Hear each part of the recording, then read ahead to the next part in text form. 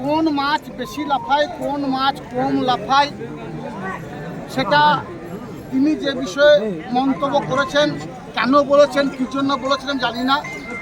তবে এটা বলবো, আমার পেটে অনেক ঘাটের জল আছে। 1993 সাল থেকে লড়াই করছি। 63টা মিথ্যা মামলা চালে বামফ্রন্ট আমাকে জড়িয়েছিল। আমার পরিবারের আমার দুই দাদাকে হারিয়েছি, বাবাকে হারিয়েছি। কাজল শেখ মমতা বন্দ্যোপাধ্যায়ের সঙ্গে ছিল, আছে, থাকবে। কাজল শেখ একমাত্র উপরওয়ালা ছাড়া কারো কাছে কোনো সময়ের জন্য মাথা মতো করেনি আর করবেও না। মমতা বন্দ্যোপাধ্যায়, অভিষেক বন্দ্যোপাধ্যায় যে নির্দেশ দেবে সেটাকে অক্ষরে অক্ষরে পালন করা হচ্ছে কাজল শেখের ডিউটি, কাজল শেখের কাজ। আমি সেটাই করে যাই।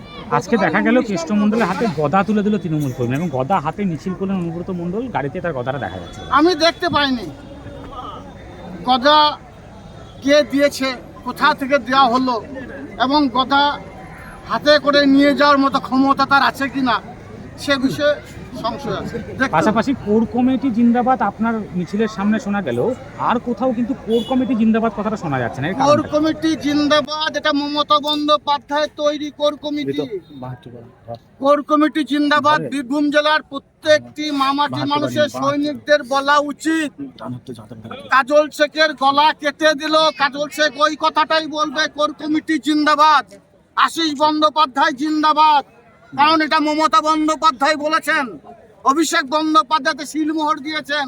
স্বভাবতই মমতা বন্দ্যোপাধ্যায়, অভিষেক বন্দ্যোপাধ্যায় ছাড়া অন্য কাউকে জিন্দাবাদ আমি বলবো না, বলিও নি, কাউকে বলতে দেবও না। বীরভূম জেলার বুকে কোর কমিটির ছবি ছাড়া অন্য কোনো ছবি থাকবে না। মমতা বন্দ্যোপাধ্যায়, অভিষেক বন্দ্যোপাধ্যায় ছবি ছাড়া অন্য কোনো ছবি থাকবে না। মমতা বন্দ্যোপাধ্যায়, অভিষেক বন্দ্যোপাধ্যায় ছাড়া কাউকে মানছি না, মানব। অনুব্রত মণ্ডলের বক্তব্য শুরু হয়ে গেল, কাজল শেখ জিন্দাবাদ বলে সমর্থকদের মধ্যে একটা উচ্ছ্বাস দেখা গেল। এই দেখুন, সমর্থকদের উচ্ছ্বাস আবেগকে তো আমরা অমান্য করতে পারি না, সেটা তাদের মধ্য দিয়ে বেরিয়ে আসছে, সেটা তাদের ব্যাপার। কিন্তু যে ভোটের কথা বলছেন, আমরা দেখেছি 23-এ নির্বাচন বীরভূম জেলা কোর কমিটি করেছে, 24-এ নির্বাচন বীরভূম জেলা কোর কমিটি দ্বারা পরিচালিত হয়েছে মমতা বন্দ্যোপাধ্যায়, অভিষেক বন্দ্যোপাধ্যায়ের নেতৃত্বে। 26-এ নির্বাচন কোর কমিটির দ্বারা হবে এবং বীরভূম জেলার যে 11টা বিধানসভা আছে, মমতা বন্দ্যোপাধ্যায়, অভিষেক বন্দ্যোপাধ্যায় যাকে দাঁড় করাবে জোড়াফুল চিহ্নে বিপুল ভোটে জয়যুক্ত হবে। ভোটের গণনা কেন্দ্রে গিয়ে মিলিয়ে নেবেন। আজকে দাঁড়িয়ে কথাটা বলছি, আর বিরোধীদের নাস্তা নাবুদ করে ছাড়বে। বলছি দাদা, দেখা গেল সভাপতি আপনার সঙ্গে ছিল, অথচ অনুব্রত মণ্ডল বললেন অশ্বিনী লোক এনেছে, আমি অশ্বিনীর উপর খুশি। এটা নিয়ে কি বলবেন? দেখুন, আমি গ্রুপ দ্বন্দ্বে বিশ্বাসী নই। মমতা বন্দ্যোপাধ্যায় সিউড়ি 2 নম্বর ব্লকের বীরভূম জেলা পূর্ত পরিবহন কর্মাধ্যক্ষ নুরুল ইসলাম সাহেবকে ব্লক সভাপতির আসনে বসিয়ে রেখেছেন। স্বভাবতই আমার হিসাবে ওখানকার নেতা নুরুল ইসলাম সাহেবকে নেতা বলে মনে করব আমি।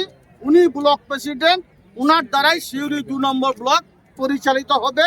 যতক্ষণ পর্যন্ত রাজ্য থেকে কোনো নির্দেশ না আসবে ততক্ষণ পর্যন্ত নুরুল ইসলামই সিউড়ি 2 নম্বর ব্লকের ব্লক প্রেসিডেন্ট ছিল, আছে, থাকবে।